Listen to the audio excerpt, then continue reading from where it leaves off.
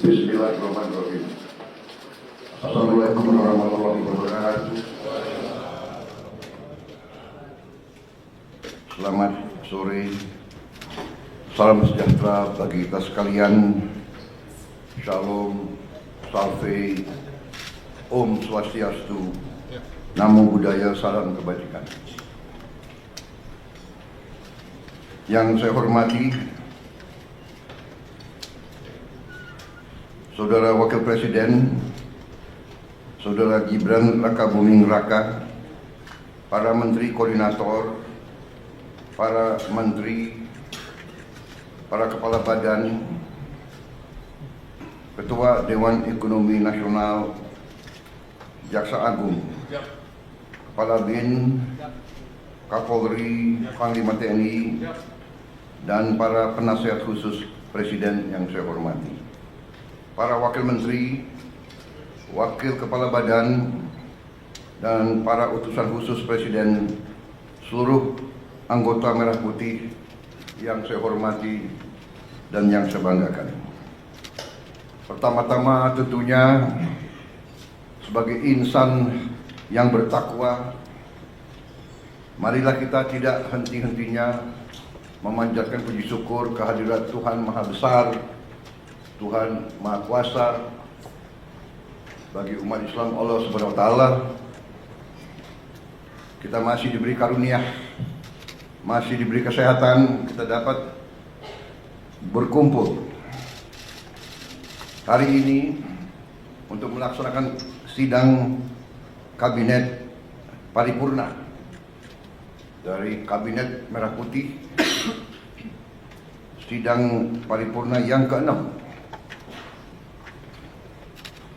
dalam 6 bulan pertama masa pemerintahan kita. Baru saja kita melewati tonggak 6 bulan pertama. Bisa dikatakan ini adalah semester pertama pemerintahan kita. Dan sekarang tibanya kita melihat raport kita. Apakah merah atau memuaskan atau cukup memuaskan atau sangat memuaskan. Kalau kita lihat secara objektif, saya mau katakan bahwa dalam 6 bulan kita memerintah, kita telah mencapai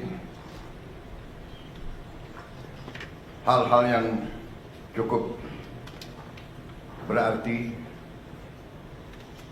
hal-hal yang bersifat fundamental, memperkuat landasan kebangkitan kita sebagai bangsa.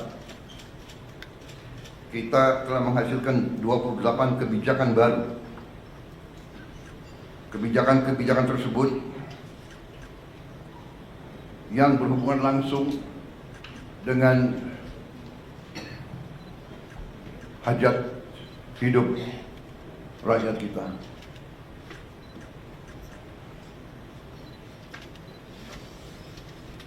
Hal-hal ini kita lakukan dalam waktu yang cukup singkat, yang tidak diperkirakan bahwa kita mampu mencapai itu dalam waktu yang singkat. Walaupun 28 kebijakan baru, namun produk-produk untuk mencapai kebijakan-kebijakan tersebut saya hitung mungkin lebih dari 100, bahkan mendekati 200. Jadi satu kebijakan mungkin membutuhkan beberapa produk. Apakah itu Kepres, apakah itu PP, apakah itu Perpres, apakah itu Inpres, apakah itu sekedar hanya surat edaran. Tetapi inilah bagaimana kita menjalankan roda pemerintahan. Saudara-saudara sekalian, saya ingin kita secara objektif menilai diri kita. Kalau kita tidak objektif, kita bisa masuk jebakan bahwa kita menganggap diri kita sudah mampu, padahal kita tidak mampu. Kita sudah melihat bahwa arah kebijakan kita benar, padahal tidak benar. Saya ingatkan agar kita sadar bahwa pemerintahan sebuah republik, apalagi republik sebesar kita, republik yang mewadahi dan menaungi 280 juta manusia lebih.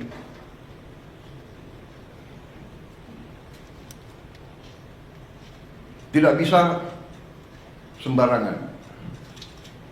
Bisa diibaratkan sebuah pendulum di atas bergerak sedikit, tapi pendulum yang di bawah bergeraknya sangat lebar. Keputusan yang keliru di atas akibatnya tidak mudah bagi mereka yang paling di bawah. Kita harus ingat juga azimut sebuah kompas.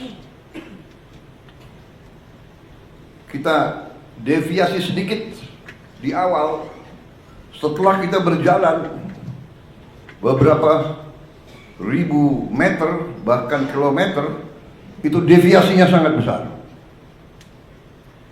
Di awal deviasi kita 1 derajat, di ujungnya sudah menyimpang jauh sekali. Saudara-saudara, dalam memerintah, saya ingatkan kepada kita sekalian bahwa sumber kekuasaan kita, sumber wewenang kita adalah Undang-Undang Dasar Negara Republik Indonesia tahun 1945. Kita sering mengucap itu, kita sering menyatakan bahwa Pancasila adalah dasar negara dan kita selalu berpacu pada itu. Tapi marilah kita jujur kepada diri kita sendiri.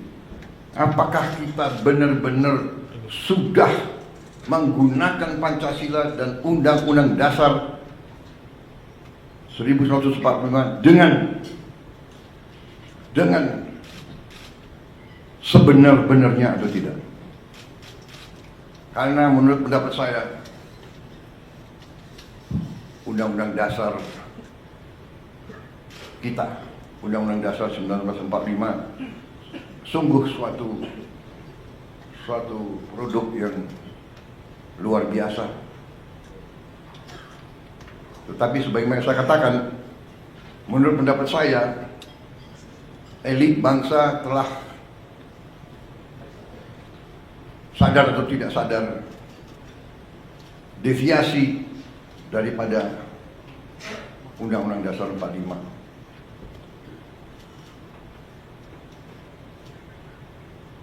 Telah deviasi dalam beberapa hal yang mendasar.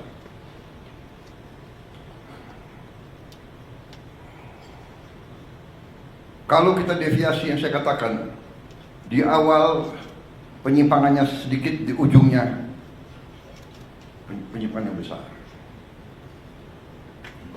Saya ingatkan bahwa rancang bangun Undang-Undang Dasar 1945 kita luar biasa.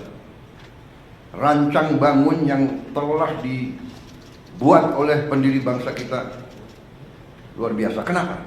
Karena pendiri-pendiri bangsa kita mengalami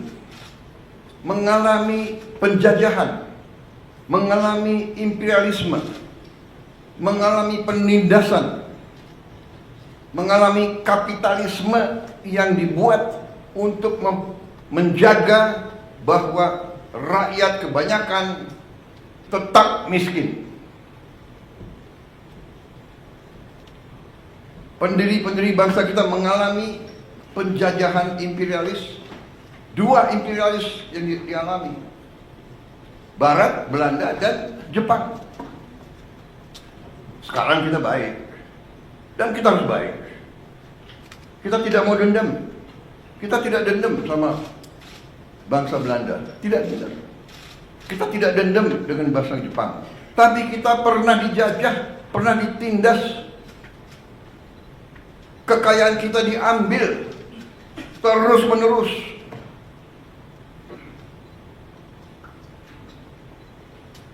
Rakyat yang banyak dipertahankan agar tidak menikmati pendidikan, agar tidak boleh ikut dalam perdagangan. Rakyat kebanyakan suruh jadi buruh dengan upah murah, suruh jadi petani dengan penghasilan murah rendah, suruh jadi nelayan. Ini harus kita ingat, saudara-saudara. Dan alhamdulillah kabinet kita, memerintah, dan kita harus berjiwa besar, kita harus objektif. Kita bisa lancar begini, kita bisa bagus begini karena transisi pemerintahan berjalan dengan lancar, dengan baik. Saya dibilang apa itu? Presiden boneka, saya dikendalikan oleh Pak Jokowi. Ya, seolah Pak Jokowi tiap malam telepon saya. Saya katakan itu tidak benar. Bahwa kita konsultasi, iya, itu seorang pemimpin yang bijak, yang konsultasi, minta pendapat, minta saran. Beliau 10 tahun berkuasa. Saya menghadap beliau, nggak ada masalah. Saya menghadap Pak SBY, tidak ada masalah. Saya menghadap Ibu Mega, tidak ada masalah. Kalau bisa menghadap Gus Dur, nggak bisa.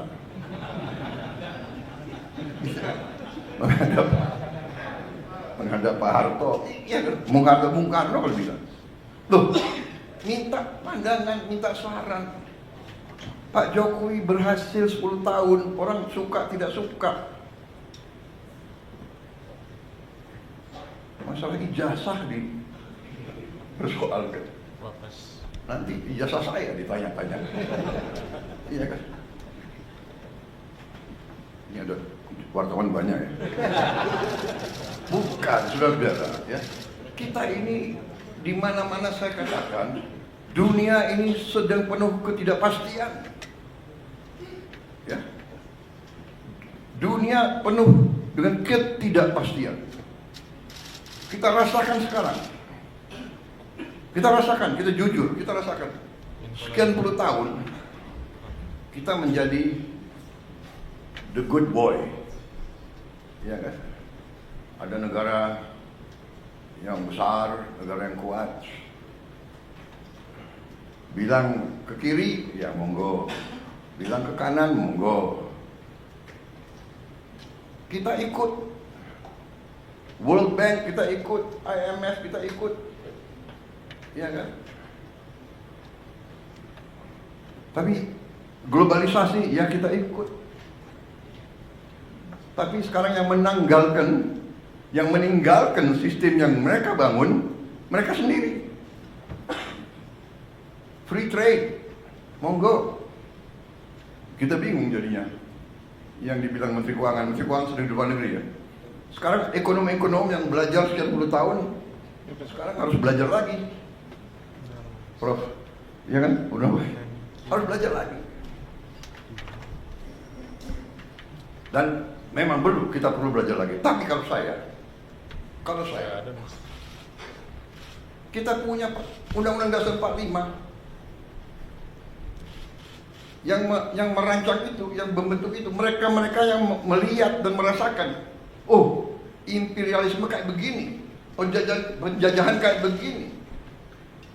Mengalami Belanda, Jepang, mengalami pergolakan 20, mungkin 25, 28 tahun kita merdeka, 28 tahun kita merdeka, tidak pernah berhenti dari campur tangan asing.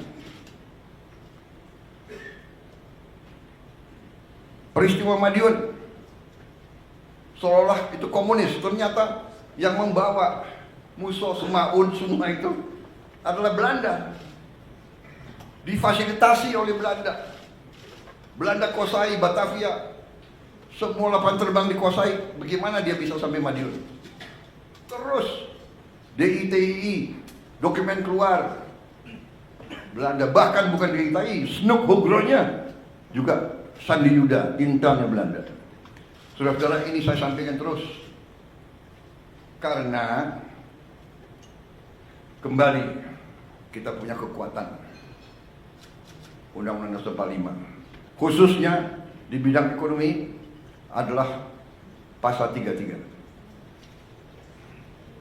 Kalau disimak, setiap negara yang sedang bangkit punya semacam pasal 33.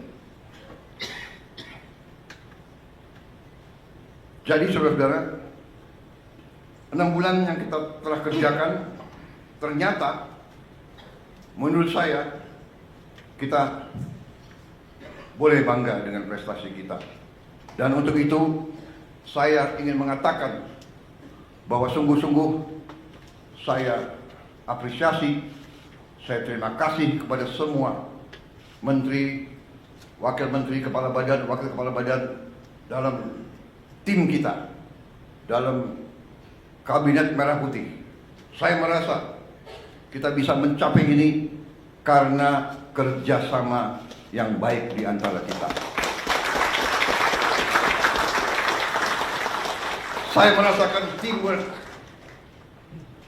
Dalam 6 bulan kita kabinet paripurna hanya 6 kali.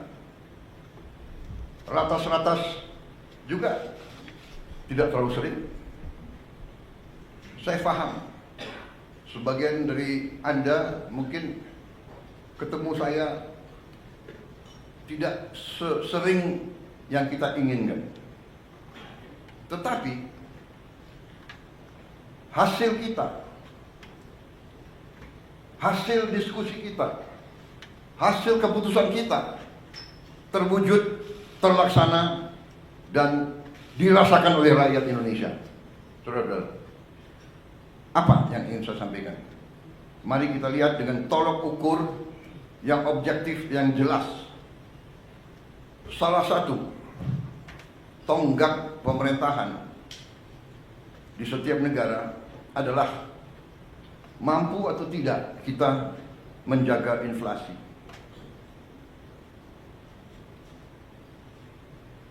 Inflasi kita salah satu terendah di dunia, mungkin di antara 5 negara yang terendah di dunia.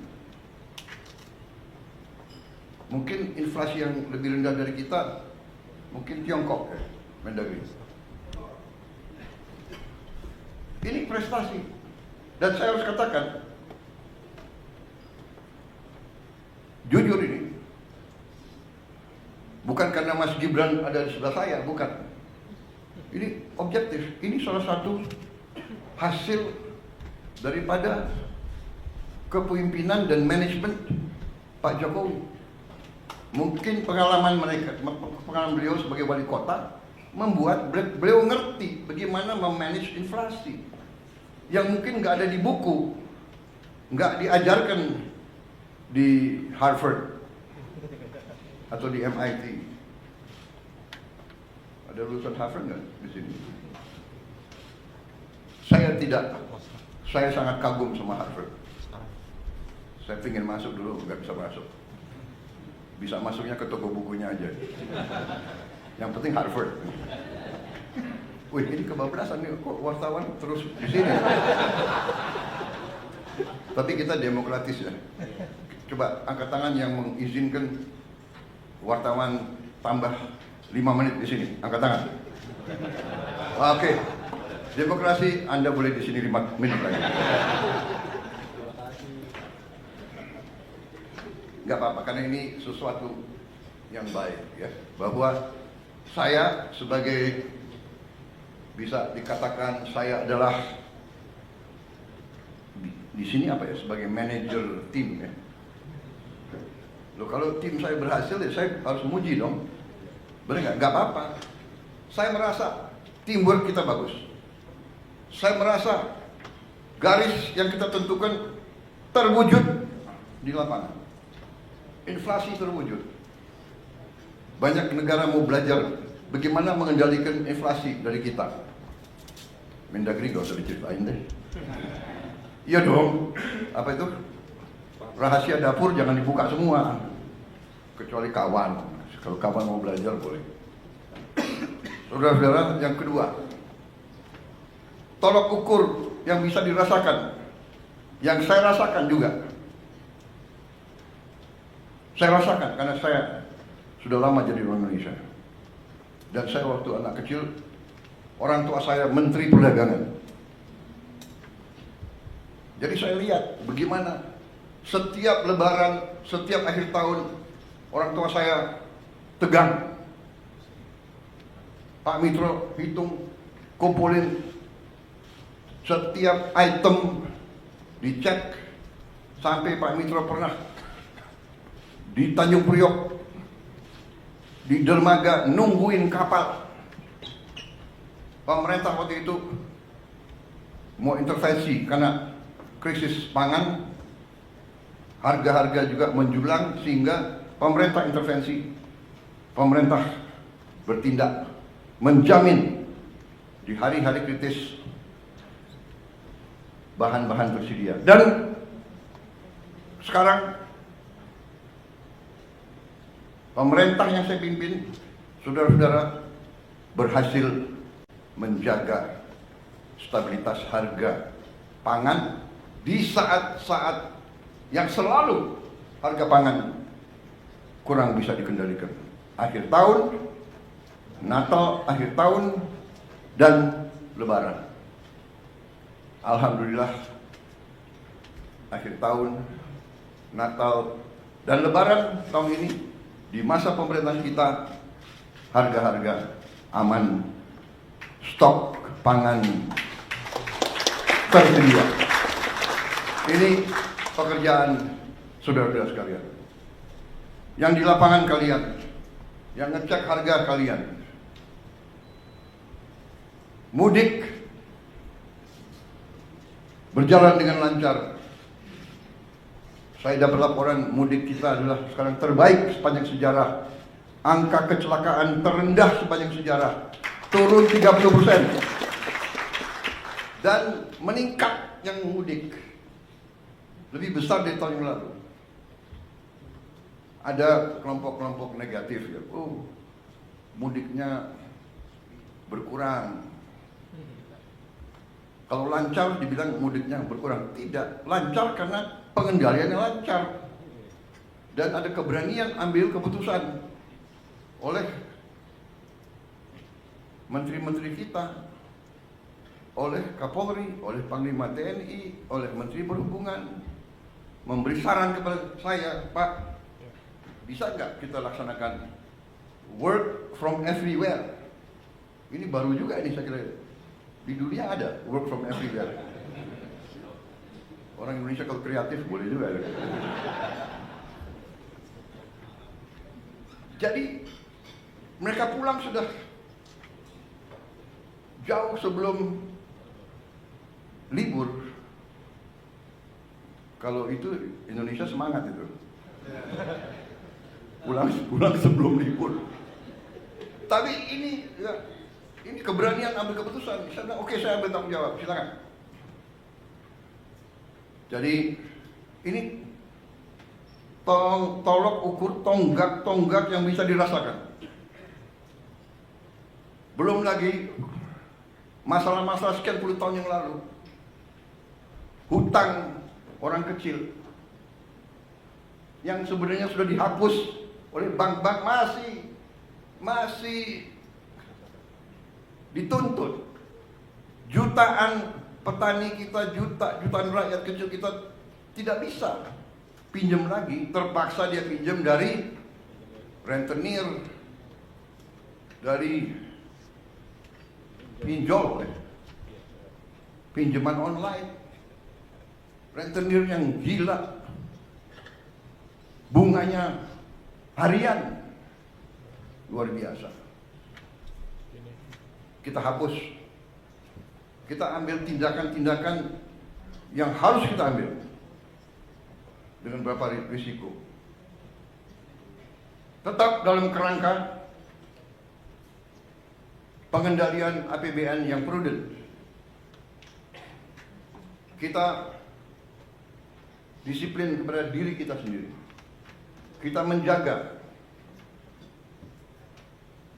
bahwa kita pelihara defisit kita tetap 2,5% dari GDP kita. Tidak ada kewajiban. Uni Eropa saja yang lahir dengan angka tersebut dalam perjanjian Maastricht, ya. Tahun berapa itu? Maastricht, Pak Anggito? 2090-an. Maastricht Treaty mematok defisit anggaran untuk anggota-anggota Uni Eropa di 3%. Kita karena ingin menjadi nice boy, kita ikut Maastricht Treaty. Untuk kita tidak akan punya defisit lebih dari 3%. Padahal saudara-saudara, Jerman, Prancis, Italia, mereka sudah jauh di atas 3%. Mereka melanggar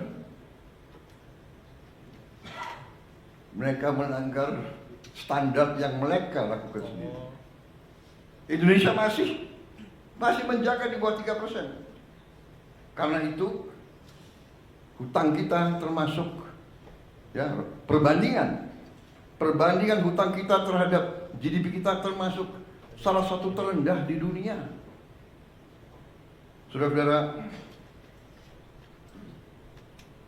pengendalian manajemen perekonomian kita cukup prudent, cukup hati-hati. Dalam kehati-hatian itu, salah satu juga yang kita bisa dan boleh bangga adalah kita melaksanakan penghematan besar-besaran. Penghematan besar-besaran inilah yang memungkinkan kita melaksanakan program-program yang strategis. Yang pertama, saya juga sampaikan penghargaan saya bahwa kita mampu menggelar roll out program makan bergizi gratis kita. Tanggal 6 Januari di roll out dan terus-menerus dilaksanakan kayak di belakang-belakang dengan kehati-hatian, tahap demi tahap, sampai hari ini saya dapat laporan barusan sudah lebih dari 1.000 titik. 1.000 berapa?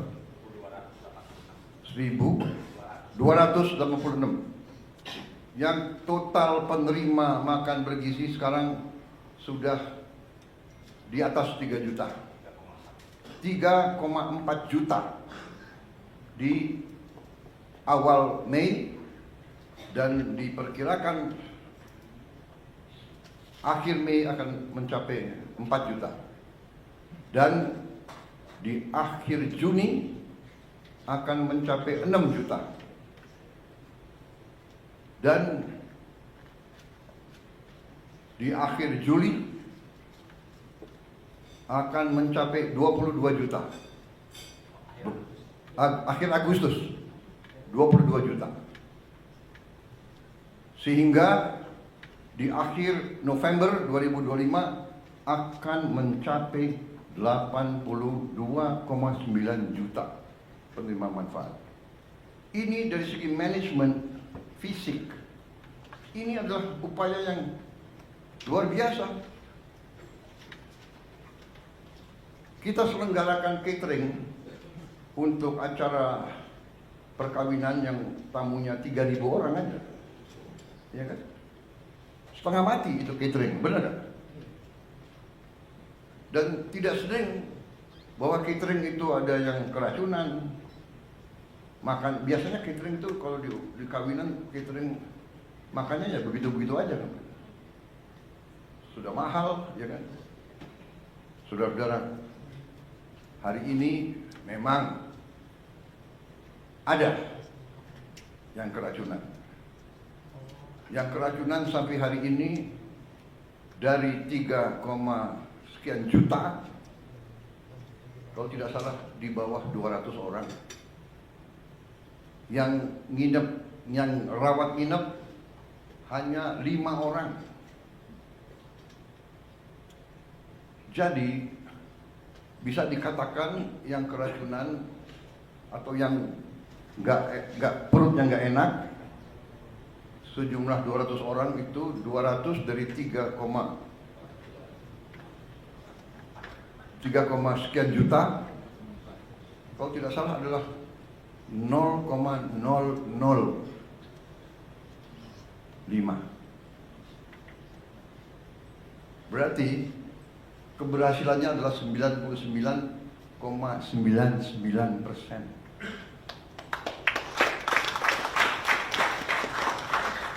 Di mana ada usaha, ya, usaha manusia, di mana di bidang pekerjaan apapun, kalau 9,99% keberhasilan, oke dong. Walaupun kita tidak boleh cepat puas, Pak Dadan ya. Kita harus lihat nanti Desember 2025. Tapi saya hargai karena Kepala Badan BGN dan seluruh jajarannya mengatakan, Pak, sasaran kita adalah zero penyimpangan, zero kesalahan. Dan kita mengerti, tidak gampang. Di dapur itu yang bekerja 50 orang, satu dapur yang bekerja 50 orang. Ya kan? Yang saya sidak bagus, pakai tutup kepala, sarung tangan, baju kayak apa itu? APD.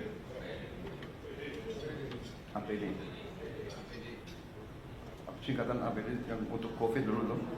Alat pelindung diri, Pak. Alat pelindung diri. Ada. Harus buka sepatu. Presiden disuruh buka sepatu. Saya patuh. Presiden buka sepatu. Ada pas pampres yang nggak buka sepatu.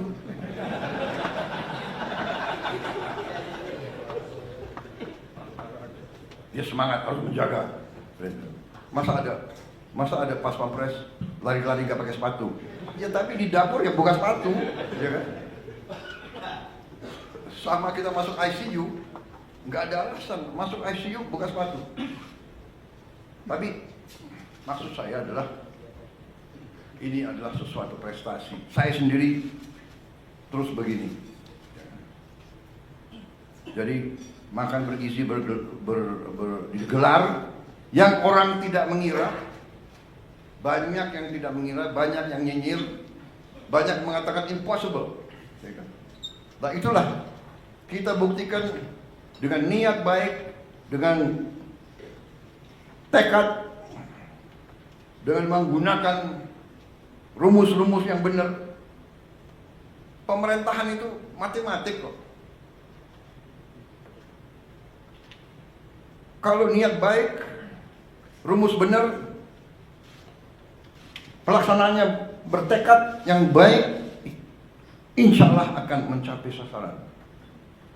Tapi kalau kita punya niat yang tidak baik, pemimpin sudah datang niat untuk cari kekayaan dirinya, kekayaan kelompoknya, kekayaan partainya, nah ini pasti menyimpang. Sudah pasti. Tidak usah orang pinter untuk menilai seperti itu. Makanya saya terima kasih. Ini sesuatu yang objektif. Makan bergizi berjalan. Apakah ada kekurangan? Ada. Dan kekurangannya itu juga karena adat istiadat budaya kita juga. Saya masuk satu ruangan anak-anak 30 orang, yang 20 mau pakai sendok, ada 10 yang nggak mau pakai sendok. Ya, tidak salah dia terbiasa makan tidak pakai sendok, tapi kita mendidik dia, kita mengajarkan dia cuci tangan. Jadi bisa saja yang keracunan adalah hal-hal seperti itu, hal-hal sepele, tapi mendasar, dan mungkin gurunya ya sayang sama anak-anaknya. Dan mungkin juga dalam paket itu kepala BGN dalam ompreng yang diberikan mungkin tidak ada sendoknya. Benar kan? Nah, jadi inisiatif orang tua membekali sendok. Nah, ini mungkin harus disosialisasikan ya. Ya kan? Atau memang kita bisa cari sendok-sendok yang tidak terlalu mahal. Ya kan? Yang kedua juga yang saya lihat pelaksanaan dari BGN yang juga terpengaruhi oleh adat istiadat atau kebiasaan.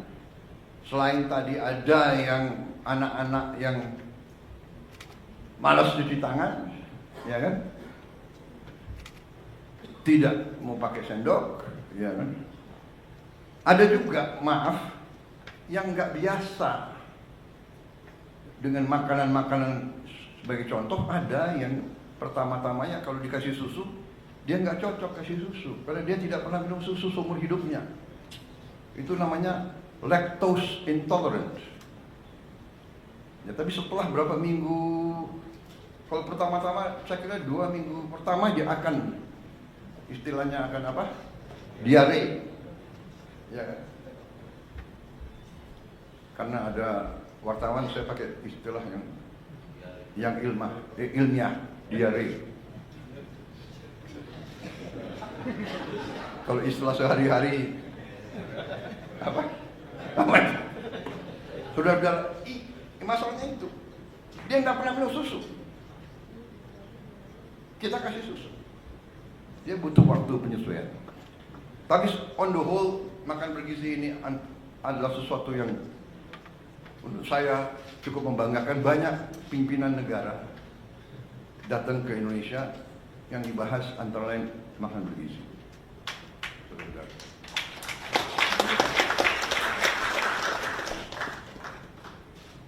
Tanggal 7, yaitu lusa, tokoh dunia namanya Bill Gates akan datang ke kita, minta ketemu saya. Sudah cukup lama beliau minta ketemu, kalau tidak salah ya suratnya dari November ya, minta ketemu. Saya terima, antara lain mau menyatakan dukungan dan penghargaan atas makan bergizi kita.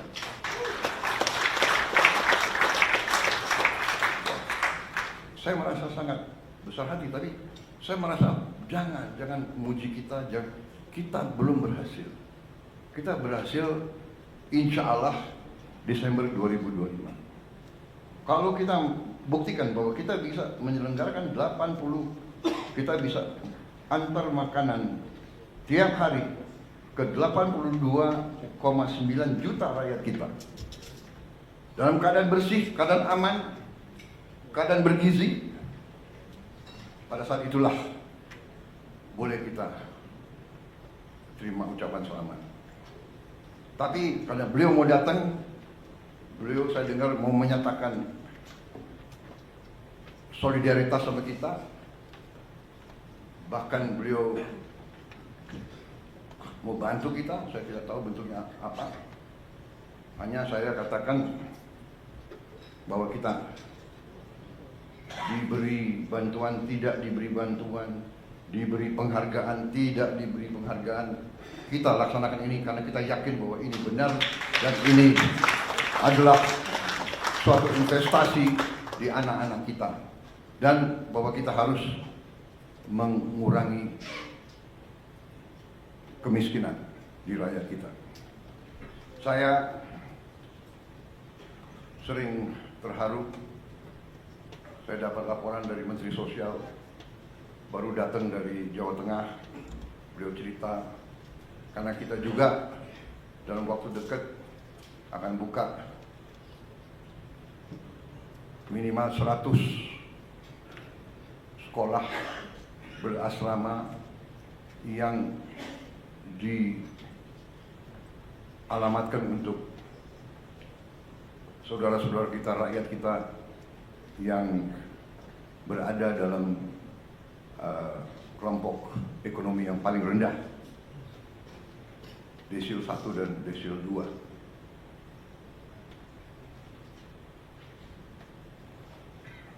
Niat ini mungkin akan terwujud dalam tahun ini juga. Menteri Sosial dan Menteri Pendidikan Dasar Menengah bertekad bahwa 53 sekolah akan digelar bulan Juli ini. Bolak-balik saya katakan, jangan dipaksa. Ya. Berbuat, tapi kita tidak usah ngejar tanggal. Yang penting kita berbuat. Tapi mereka yakin, mereka ingin mendapat hasil terbaik cepat. Saya silakan.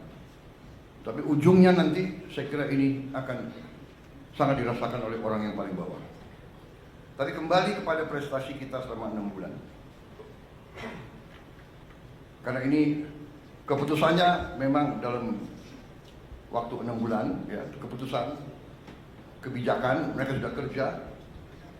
Dikdasmen, Mensos sudah bekerja keras, sehingga kita sudah mendapat tawaran dari bupati-bupati, dari wali kota seluruh Indonesia. Lebih dari 200 bupati wali kota sudah menyiapkan lahan.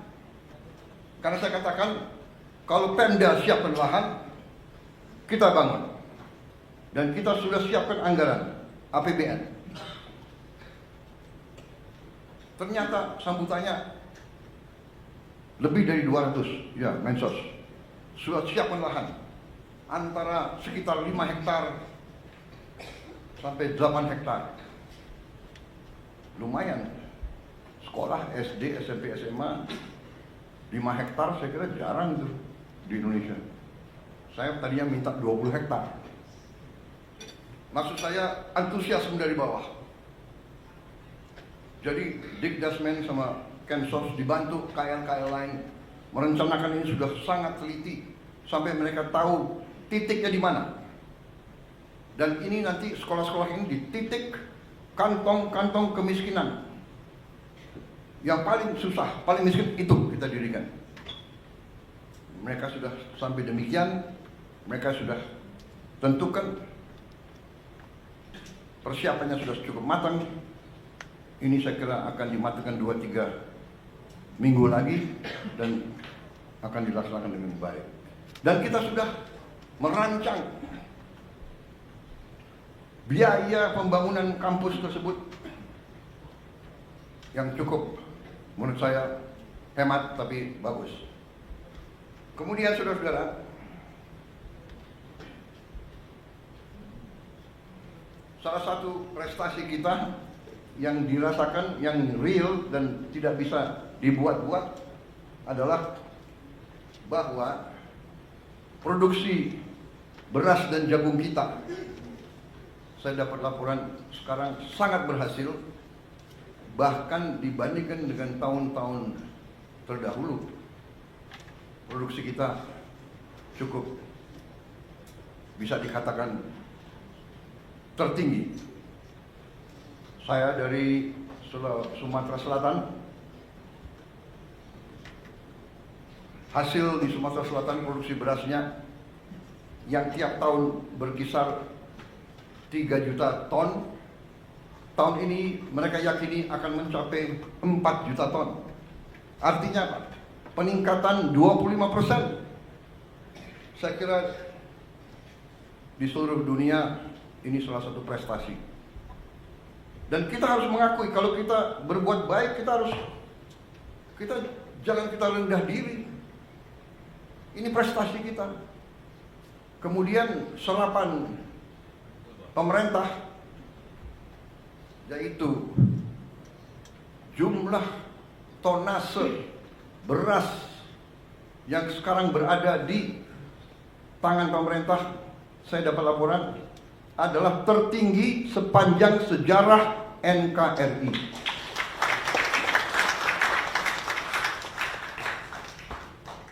Belum pernah kita, pemerintah, menguasai, memiliki jumlah tonase beras sebesar sekarang. Saudara-saudara, ini suatu prestasi. Dan ini prestasi bukan datang begitu. Apalagi pertanian. Pertanian itu yang saya katakan tadi, azimut kompas, salah kecil akibatnya buruk. Kita tidak memperhatikan cuaca, El Nino, kekeringan, La Nina. Kita tidak perhatikan krisis pangan. Tapi alhamdulillah pejabat-pejabat kita mengerti, mampu. Saya suka muji-muji, tidak, tapi saya ya namanya kepala sekolah, kalau ada, iya kan, ada yang berprestasi, saya harus kasih tahu prestasi, benar nggak? Jadi dalam hal ini saya lihat tim pangan, Menteri Pertanian dan timnya, Menko, semua fokus. Untung aja Menteri Pertanian ada di Jakarta hari ini, hadir. Biasanya saya cari nggak ada. Di mana? Kalimantan Barat, di mana? Jambi, di mana? Duanya, menteri dan wakil menteri, udah hitam sekali. Berarti ini menteri dan wakil menteri mana benar-benar bekerja.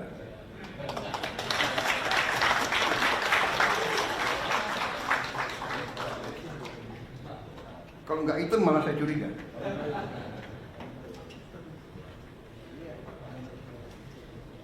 Akhirnya Pak Natalius Pigai pengen jadi Menteri Pertanian. Iya, nggak usah. Jadi ruang AC aja masih.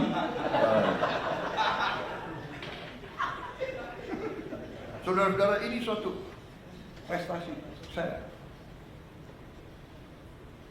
merasakan, karena hari ini saya terima tadi pagi, saya terima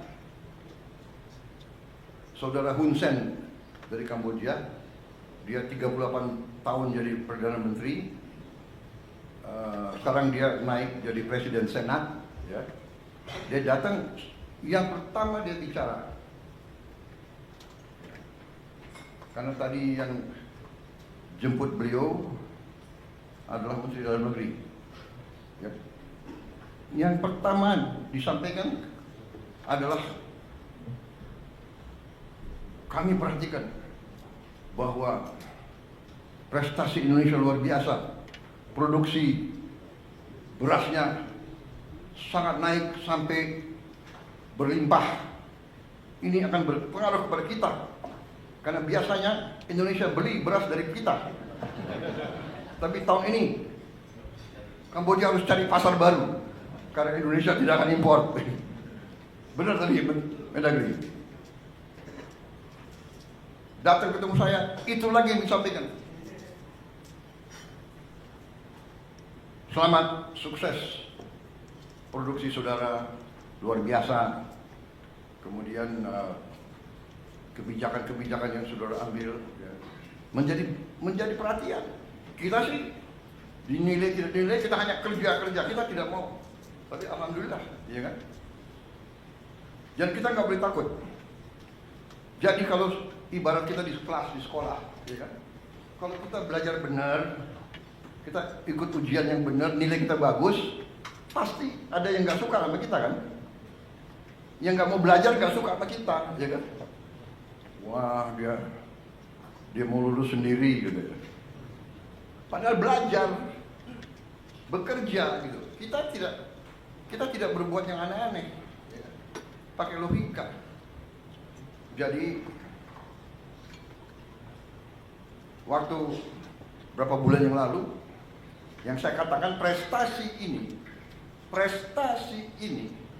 kita bisa surplus produksi Februari, Maret, April, Mei, yang Menteri Pertanian tidak sedikit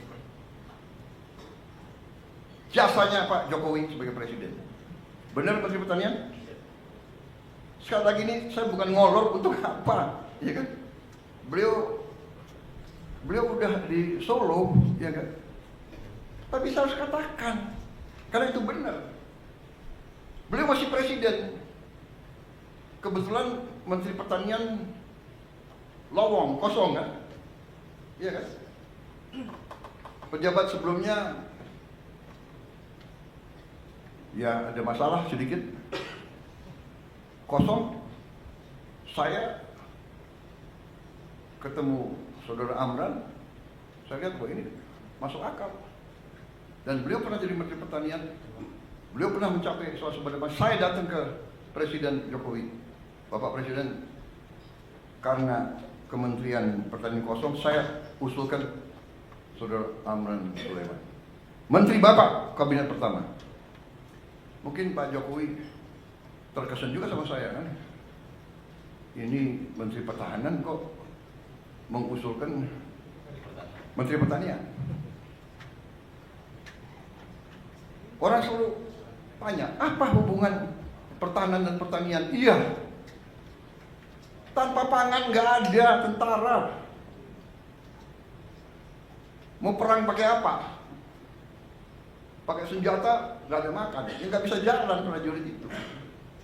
Dan yang kedua, Menteri Pertahanan waktu itu, ya kan, terpilih sebagai presiden yang akan datang waktu itu, iya kan? Jadi saya berkepentingan, ini saya salah. Pak Jokowi dalam hati Pak Jokowi berpikir pasti begini. Nanti Mas Gibran tanya beliau, tanya Bapak. Ini Menhan saya kan ketua Gerindra, kenapa nggak usulkan kader Gerindra? Nah, karena saudara-saudara, ini saya ajak, karena kalau udah urusan negara, bangsa dan rakyat, partai harus kedua. Partai harus kedua. Saya pun dari partai-partai yang ada, saya selalu minta, Anda silakan, tapi saya minta yang saudara ajukan yang terbaik, yang capable. Konsensus kita adalah seperti itu. Benar Pak Sur? Benar Pak Ketua Golkar? Benar kan? Mas Ahaye benar? Caimin? Silakan. Tapi saya minta yang terbaik. You yakin? Saya terima. Alhamdulillah. Jadi saudara, akhirnya Pak Jokowi terima, beliau dilantik, dan kita lihat masalah, beliau lihat masalah, kita datang lagi ke Pak Jokowi. Saya ingat berapa kali saya didampingi Panglima TNI dan Kapolri. Kenapa? Panglima TNI dan Kapolri ikut urus pangan, karena pangan adalah sumber dari sebuah negara. Kalau pangan tidak aman, negara tidak aman. Dan mereka sadar kalau tidak aman, yang pusing tentara dan polisi. Saya datang didampingi Panglima TNI, Kapolri, Menteri Pertanian, Menteri Keuangan, minta dana tambahan untuk apa? Mengatasi kekeringan. Dan cara mengatasi kekeringannya apa? Sangat sederhana. Ternyata Menteri Pertanian mengatakan, Pak, ini kalau tidak ada air kita nggak bisa. Tapi Pak, ada jalan keluar. Kenapa? Karena di Indonesia banyak sungai yang tidak pernah kering. Di Jawa Timur Kali Berantas, di Jawa Tengah Bengawan Solo, di Jawa Timur Citarum, di Jawa Barat Citarum, di Jambi, di Riau, di Sumatera Selatan, di Kalimantan. Luar biasa itu sungai-sungai. Yang besar kuncinya adalah pompa. Waktu itu kita cari uang untuk 80.000 pompa yang harus kita adakan sebelum musim tanam. Ya setengah mati waktu itu. Sudah dapat itu, saya nggak tahu Menteri Pertanian silatnya kayak apa, ya kan? Uang-uang dari mana beliau alihkan? Kita berhasil datangkan sekian puluh ribu pompa. Yang pasang siapa? Yang terpaksa kita minta lagi dari TNI, dari Polri, bantu. Akhirnya alhamdulillah sekarang kita aman karena tindakan sekian bulan yang lalu, sekian tahun yang lalu. Jadi sekali lagi saudara-saudara, saya mau katakan alih kekuasaan, transisi yang baik, ya, pendahulu mendukung pengganti, serah terima yang baik, kita akan maju. Makanya saya katakan pembangunan bangsa, perjalanan bangsa itu adalah sebuah usaha panjang. Karena itu saya mengajak kita menghadapi paradigma baru, bahwa untuk rakyat, kalau sudah kepentingan rakyat dan bangsa, semua pemimpin harus bisa kerjasama. Dan kabinet paripurna hari ini adalah di mana saya mengatakan terima kasih kepada semua anggota Kabinet Merah Putih. Kita telah buktikan 6 bulan pertama, kita buktikan kerjasama kita baik, teamwork kita baik. Di sana sini ada keseleo, wajar. Ada khilaf, wajar. Karena kita ada menteri-menteri yang sudah senior, sudah lama pengalaman. Ada yang baru, ya kan? Ya kan, baru menjabat. Saya aja baru menjabat berapa hari presiden, salah jalan di Istana Merdeka. Bener, cari WC, di mana WC? Wajar. Jadi kita sudahlah, saya ya kan ada mungkin juru bicara saya keseleo. Ya namanya manusia, dia juga baru menjabat, benar nggak? Iya kan? Kalau yang senior salah bicara, salah. Ya. Erlangga salah bicara, nggak bisa. Bener nggak? Ini yang baru-baru ini, bener nggak? Natalius Pige, ya semua maklum lah. Pak Natalius Pige itu sekarang pakai sepatu, pakai kaos kaki. Ini nanti dicek loh, anggota kabinet yang nggak pakai kaos kaki ini. Gus Ipul udah. Saya kenal beliau tuh, dulu nggak pakai kaos kaki. Jadi saudara-saudara, ya apa yang kita mencapai ini bukan hal-hal kecil. Saya kira buruh mengatakan bahwa sekarang hampir semua kesulitan mereka, pemerintah sekarang paham, dan pemerintah sekarang akan membela dan memperjuangkan hak-hak buruh. Tapi saya juga ingatkan kepada buruh kita akan bela Anda, karena Anda anak-anak kami. Tapi ingat, kita juga harus mengerti kepentingan para pengusaha, karena para pengusaha itu yang punya pabrik-pabrik. Kalau mereka merasa susah, mereka bisa angkat kaki dari sini. Jadi kita sekali lagi Indonesia Incorporated, kerukunan. Bahkan dari mereka, pemimpin buruh yang Pak, kalau bisa Bapak kumpulkan Pak 150 dari kami, tolong kumpulkan 150 tokoh-tokoh pengusaha. Ini permintaan mereka. Bapak kumpulkan di istana mana, mari kita bahas kesulitan kami langsung para pengusaha. Dan kita cari jalan-jalan yang baik.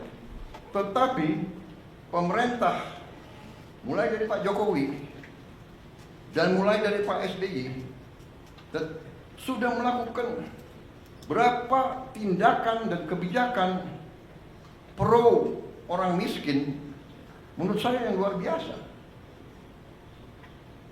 Program-program yang tidak saya robah, yang tidak saya kurangi. Ya, di sini ada wakil dari Kementerian Keuangan, ada 2 wamen, Menteri Sosial, ya. Total uang di anggaran kita yang untuk membantu rakyat miskin, rakyat susah dalam segala bidang lebih dari 500 triliun. Benar? Benar, wamen. 500 triliun termasuk subsidi listrik. Kalau dengan subsidi listrik berapa?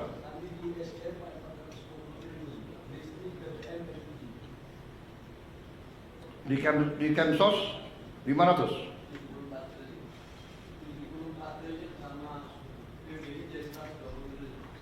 Oh, jadi termasuk ya subsidi dari energinya. Totalnya semua 500 ya? 500 triliun.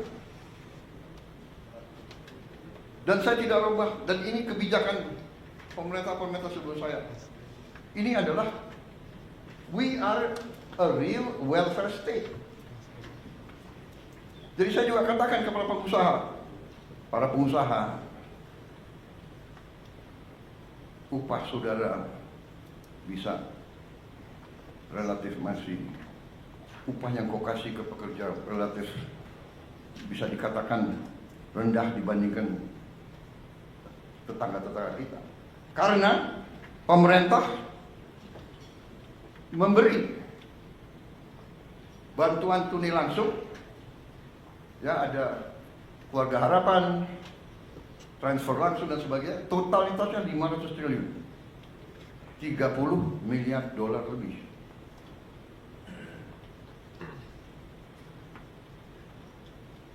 Belum makan bergizi. Ini keberpihakan lagi, anaknya buruh, anaknya semua diberi makan. Yang nanti akhir tahun ini jumlahnya adalah 170 triliun. Berarti 10 miliar dolar lebih. Jadi yang tadi 30 miliar dolar plus 40 miliar dolar untuk membantu desil 1, 2 dan kelas menengah juga. Jadi saudara, kita terus, ratusan kebijakan kita tolong dipelajari, ya, untuk juga pertama kali kita pangkas semua sistem distribusi pupuk yang penuh dengan keruwetan. Langsung dari pabrik ke kelompok tani. Kita meninggalkan 144 peraturan. Tidak ada lagi perlu izin gubernur, bupati. Ini yang diminta petani, ini yang mereka dapatkan. Kita sederhanakan, produksi naik. Juga mereka menyampaikan terima kasih. Lebih dari 100 juta petani merasakan penghasilan mereka naik karena kita tegakkan harga dasar gabah kering panen. Dan kita wajibkan penggiling-penggiling padi. Dan saya memberi peringatan, penggiling-penggiling padi yang bandel, yang beli setelah panen, yang beli dengan harga serendah-rendahnya, kita cabut izin usahanya. Saya tidak main-main, karena di tangan saya adalah Undang-Undang Dasar 1945, Pasal 33, yang memberi saya wewenang sumber-sumber produksi yang menguasai hajat hidup orang banyak, dikuasai oleh negara, dan dipergunakan sebesar-besarnya untuk kemampuan rakyat. Dan saya tidak akan ragu-ragu menggunakan itu. Saya tanya hakim-hakim agung, ini bagaimana interpretasinya? Tidak usah diinterpretasi, Pak, itu sudah jelas. Apakah penggiling padi menguasai hajat hidup orang banyak? Menguasai. Jadi dia harus ikut. Anda boleh untung, tapi jangan untung sebesar-besarnya di atas penderitaan petani. Tidak bisa. Silakan pilih. Anda mau operasi atau Anda kita tutup. Polis lain. Saudara-saudara, dahsyat itu pasal 33. Kita Indonesia Incorporated, pengusaha harus untung. Tapi jangan mau untung sebesar-besarnya di atas penderitaan rakyat. Tidak. You untung, boleh. Rakyat juga harus untung, petani harus untung. Dan ini dilaksanakan di banyak negara. Saya bukan orang pinter. Kalau perlu saya nyontek orang pinter. Tapi bukan di sekolah. Best practice, boleh kita copy. India sudah melaksanakan ini sudah puluhan tahun. Alhamdulillah, dengan ketegasan kita, petani merasakan. Mereka mengatakan belum pernah menerima penghasilan setinggi ini musim panen yang kemarin. Jadi ini terus ya. Saya dapat laporan stok beras tadi sudah saya katakan tertinggi selama 57 tahun terakhir. Saudara-saudara, ini semua sudah kita capai. Salah satu prestasi kita adalah ini wartawan kok lebih dari 5 menit ya. Demokrasi, bagaimana? Boleh terus atau tidak? Terus. Boleh. Nanti kalau bagian saya marah-marahin menteri, nah kalian keluar. Ini kalau muji-muji boleh di sini ya. Jadi saya sekarang ini harus cari-cari kesalahan menteri-menteri saya.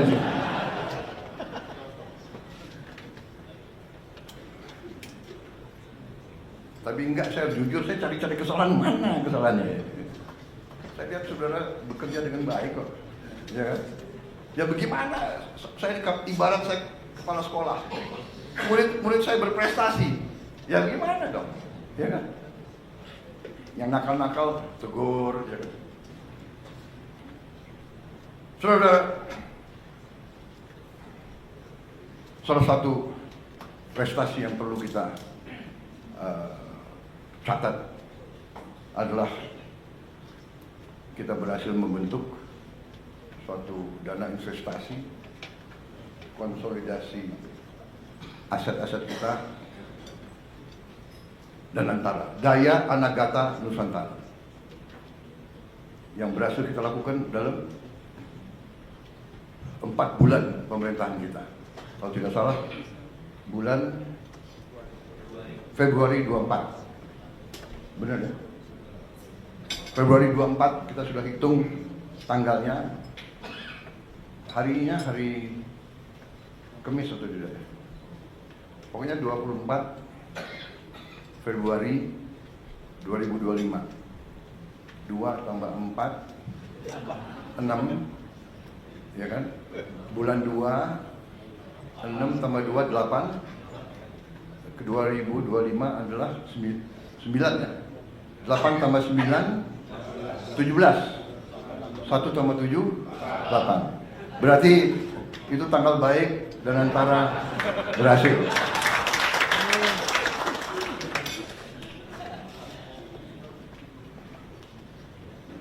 Anda tahu sejarah angka 08 itu? Yang kasih angka itu Pak Luhut Panjaitan. Karena beliau komandan, saya wakil. Wah, aku komandan. 09 aku. Kok 08? Siap? Melekat terus. sampai presiden harus angka 8. Saudara-saudara, Danantara ini sesuatu yang luar biasa, yang kita tidak sadari bahwa kita begitu kaya.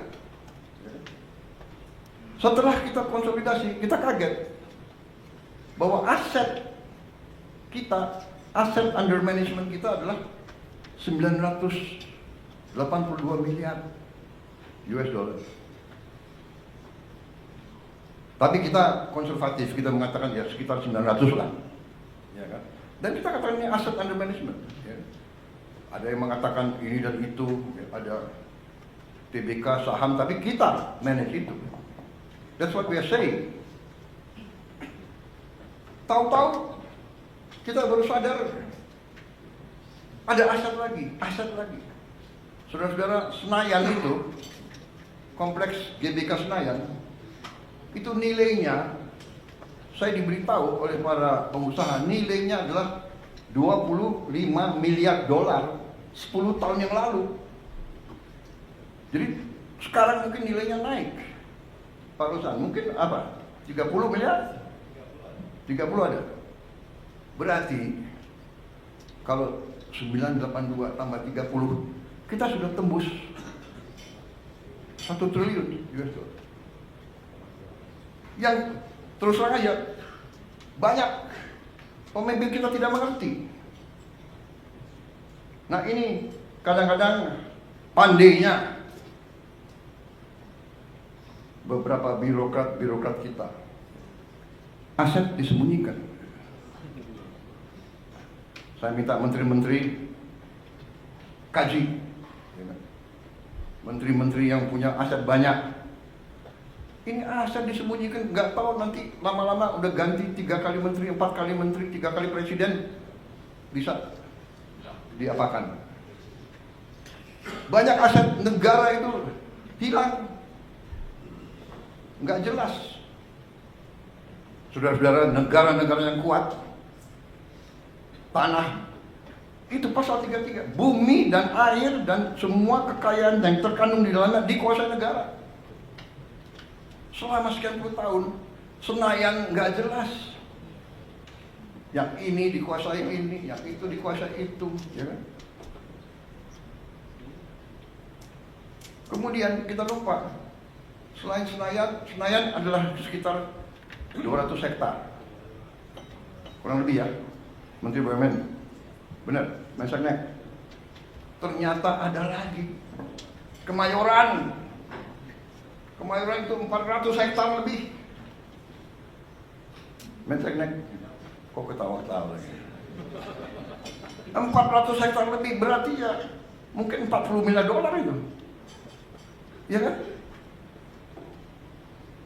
Nanti itu pun akan kita serahkan dikelola oleh Danantara. Berarti sudah mungkin 1040 triliun. Belum lagi kita cek aset-aset yang ada di seluruh Indonesia. Pak Nusron ada? Nanti saudara teliti ya. Luar biasa kaya kita. Cek semua konsesi-konsesi HGO, HGB yang sudah jatuh tempo,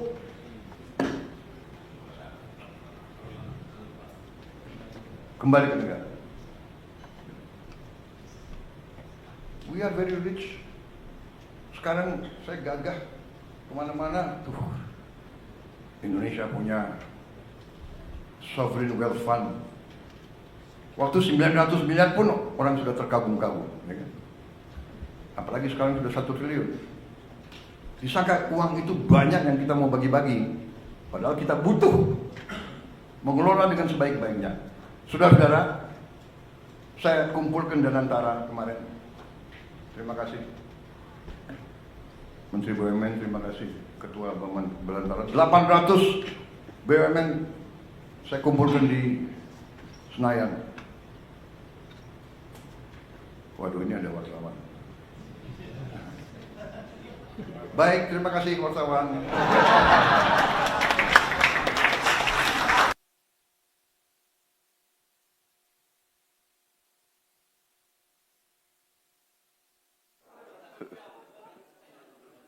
Untung saya ingat. Wah, kalau kita muji-muji, belum keluar.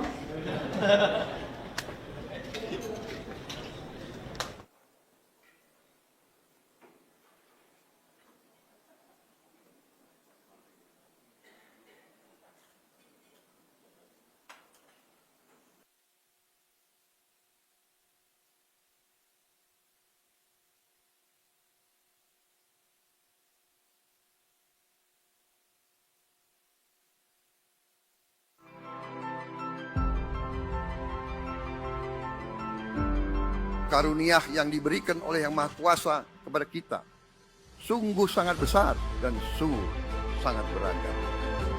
Namun tengah segala karunia tersebut, kita pun harus berani untuk menjadi bangsa yang berani, bangsa yang tidak takut tantangan, bangsa yang tidak takut rintangan, bangsa yang tidak takut ancaman.